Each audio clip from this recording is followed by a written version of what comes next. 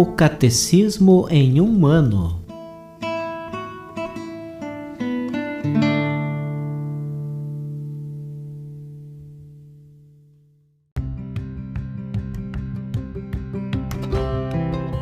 Olá, eu sou Luiz Felipe, seminarista da Diocese de Ponta Grossa, Paraná. Você está ouvindo o podcast O Catecismo em um ano.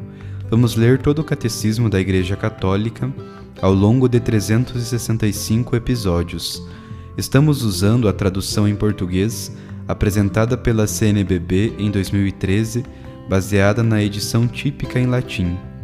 Baixe o plano de leitura que você encontra na bio do Instagram, @Catecismo em um ano, ou na descrição desse podcast.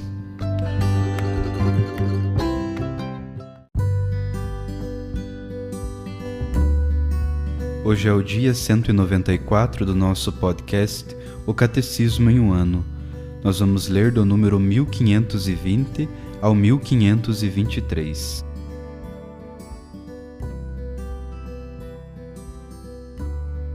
Os efeitos da celebração deste sacramento. Um dom particular do Espírito Santo, o principal dom deste sacramento é uma graça de reconforto, de paz e de coragem para vencer as dificuldades próprias do estado de enfermidade grave ou da fragilidade da velhice. Esta graça é um dom do Espírito Santo que renova a confiança e a fé em Deus e fortalece contra as tentações do maligno, isto é, contra as tentações de desânimo e de angústia diante da morte. Esta assistência do Senhor pela força de seu Espírito quer levar o enfermo à cura da alma, mas também a do corpo, se for esta a vontade de Deus. Além disso, se tiver cometido pecados, receberá o perdão. A união com a paixão de Cristo. Pela graça deste sacramento, o enfermo recebe a força e o dom de unir-se mais intimamente à paixão de Cristo. De certa forma, ele é consagrado para produzir fruto pela configuração à paixão redentora do Salvador. O sofrimento, sequela do pecado original, recebe novo sentido, torna-se participação na obra salvífica de Cristo. Uma graça eclesial. Os enfermos que recebem este sacramento, associando-se livremente à paixão e morte de Cristo, contribuem para o bem do povo de Deus. Ao celebrar este sacramento, a Igreja, na comunhão dos santos, intercede pelo bem do enfermo. O enfermo, por sua vez, pela graça deste sacramento, contribui para a santificação da Igreja e para o bem de todos os homens, pelos quais a Igreja sofre e se oferece por Cristo a Deus Pai. Uma preparação para a última passagem. Se o sacramento da unção dos enfermos é concedido a todos os que sofrem de doenças e enfermidades graves, com mais razão ainda cabe aos que estão às portas da morte. Inesitu vitae constitut. Por isso também foi denominado Sacramentum Exeuntium. A unção dos enfermos completa nossa conformação com a morte e ressurreição de Cristo, como o batismo começou a fazê-lo. Ela completa as santas unções que marcam toda a vida cristã, a do batismo que selou em nós a nova vida, a da confirmação que nos fortificou para o combate desta vida. Esta derradeira unção fortalece o fim de nossa vida terrestre, como com uma inexpugnável fortaleza a fim de enfrentarmos as últimas lutas antes da entrada na casa do Pai.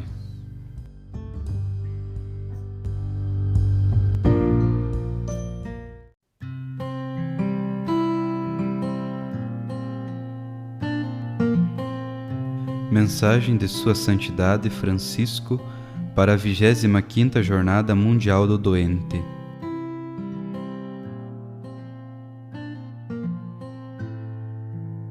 Admiração pelo que Deus faz. O Todo-Poderoso fez em mim maravilhas. Queridos irmãos e irmãs, no próximo dia 11 de fevereiro, celebrar-se-á em toda a Igreja e de forma particular em Lourdes a 25ª Jornada Mundial do Doente, sob o tema Admiração pelo que Deus faz. O Todo-Poderoso fez em mim maravilhas, instituída pelo meu predecessor, São João Paulo II, em 1992, e celebrada pela primeira vez precisamente em Lourdes, no dia 11 de fevereiro de 1993. Tal jornada dá ocasião para se prestar especial atenção à condição dos doentes e, mais em geral, a todos os atribulados. Ao mesmo tempo, convida quem se prodigaliza em seu favor, a começar pelos familiares, profissionais de saúde e voluntários, a dar graças pela vocação recebida do Senhor para acompanhar os irmãos doentes. Além disso, esta recorrência renova na Igreja o vigor espiritual para desempenhar sempre da melhor forma a parte fundamental da sua missão, que engloba o serviço aos últimos, aos enfermos, aos atribulados, aos excluídos e aos marginalizados. Com certeza, os momentos de oração, as liturgias eucarísticas e da unção dos enfermos, a interajuda aos doentes e os aprofundamentos bioéticos e teológico-pastorais que se realizarão em Lourdes naqueles dias prestarão uma nova e importante contribuição para tal serviço. Sentindo-me desde agora presente espiritualmente na gruta de Massabiel, diante da imagem da Virgem Imaculada, em que o Todo-Poderoso fez maravilhas em prol da redenção da humanidade, desejo manifestar a minha proximidade a todos vós, irmãos e irmãs, que viveis a experiência do sofrimento e as vossas famílias, bem como o meu apreço a quantos, nas mais variadas tarefas de todas as estruturas sanitárias espalhadas pelo mundo, com competência, responsabilidade e dedicação, se ocupam das melhoras, cuidados e bem-estar diário de todos vós. Desejo encorajar-vos a todos, doentes, atribulados, médicos e enfermeiros, familiares, voluntários, a olhar Maria, saúde dos enfermos, como a garantia da ternura de Deus por todo ser humano e o modelo de abandono à vontade divina, e encorajar-vos também a encontrar sempre na fé alimentada pela palavra e os sacramentos a força para amar a Deus e aos irmãos, mesmo na experiência da doença. Como Santa Bernadette, estamos sob o olhar de Maria. A jovem humilde de Lourdes conta que a Virgem, por ela designada a Bela Senhora, a fixava como se olha para uma pessoa. Estas palavras simples descrevem a plenitude de um relacionamento.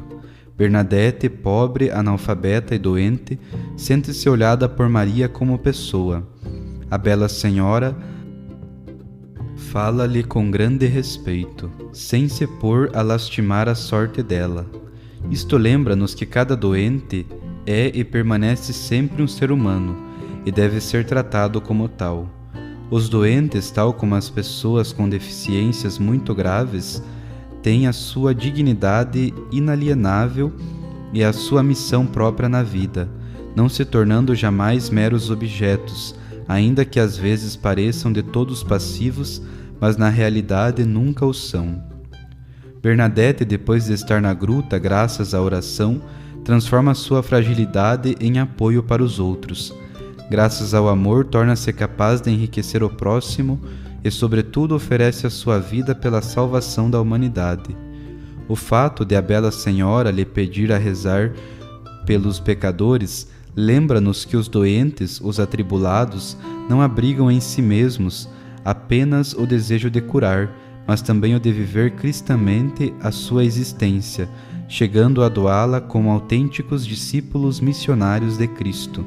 A Bernadette, Maria dá a vocação de servir os doentes e chama-a para ser irmã da caridade, uma missão que ela traduz numa medida tão elevada que se torna modelo que todo profissional de saúde pode tomar como referência.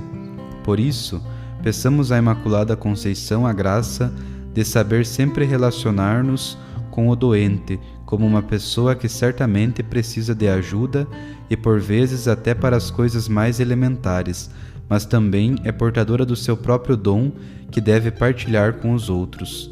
O olhar de Maria, Consoladora dos aflitos, ilumina o rosto da Igreja no seu compromisso diário a favor dos necessitados e dos doentes. Os preciosos frutos desta solicitude da Igreja pelo mundo dos atribulados e dos doentes são motivo de agradecimento ao Senhor Jesus, que se fez solidário conosco, obedecendo à vontade do Pai até a morte na cruz, para que a humanidade fosse redimida. A solidariedade de Cristo, Filho de Deus, nascido de Maria, é a expressão da onipotência misericordiosa de Deus que se manifesta na nossa vida, sobretudo quando é frágil, está ferida, humilhada, marginalizada, atribulada, infundindo nela a força da esperança que nos faz levantar e sustenta. Uma riqueza tão grande de humanidade e de fé não deve ficar perdida, mas sim ajudar-nos a enfrentar as nossas fraquezas humanas e, ao mesmo tempo, os desafios presentes em âmbito sanitário e tecnológico. Por ocasião da Jornada Mundial do Doente, podemos encontrar novo impulso a fim de contribuir para a difusão de uma cultura respeitadora da vida, da saúde e do meio ambiente. Encontrar um renovado impulso a fim de lutar pelo respeito da integridade e dignidade das pessoas, inclusive mediante uma abordagem correta das questões bioéticas, a tutela dos mais fracos e o cuidado pelo meio ambiente. Por ocasião da 25ª Jornada Mundial do Doente, reitero a minha proximidade feita de oração e encorajamento aos médicos, enfermeiros, voluntários e a todos os homens e mulheres consagrados comprometidos no serviço dos doentes e necessitados, às instituições eclesiais e civis que trabalham nesta área e às famílias que cuidam amorosamente dos seus membros doentes. A todos desejo que possam ser sempre sinais jubilosos da presença e do amor de Deus, imitando o testemunho luminoso de tantos amigos e amigas de Deus, dentre os quais recordo São João de Deus e São Camilo de Leles, padroeiros dos hospitais e dos profissionais de saúde, e Santa Teresa de Calcutá, missionária da ternura de Deus. Irmãos e irmãs todos, doentes, profissionais de saúde e voluntários, elevemos juntos a nossa oração a Maria, para que a sua materna intercessão sustente e acompanhe a nossa fé e nos obtenha de Cristo, seu Filho, a esperança no caminho da cura e da saúde, o sentido da fraternidade e da responsabilidade, o compromisso pelo desenvolvimento humano integral e a alegria da gratidão, que sempre Ele nos maravilha com a sua fidelidade e sua misericórdia. Ó Maria, nossa Mãe, que em Cristo acolheis a cada um de nós como filho, sustentai a expectativa confiante do nosso coração. Socorrei-nos nas nossas enfermidades e tribulações. Guiai-nos para Cristo, vosso Filho, nosso irmão, e ajudai a confiarmos-nos ao Pai que faz maravilhas. A todos vós asseguro a minha recordação constante na oração e de coração concedo a bênção apostólica.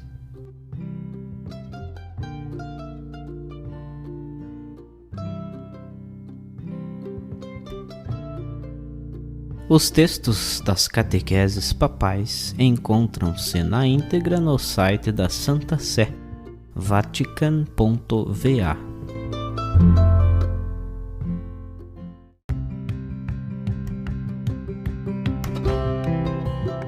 Você acaba de ouvir mais um episódio do podcast O Catecismo em um Ano. Continue nesse bom propósito de aprofundar o conhecimento e a vivência da fé católica e procure participar da sua comunidade. Rezemos por todos que estão fazendo esse caminho de leitura do Catecismo. Até amanhã!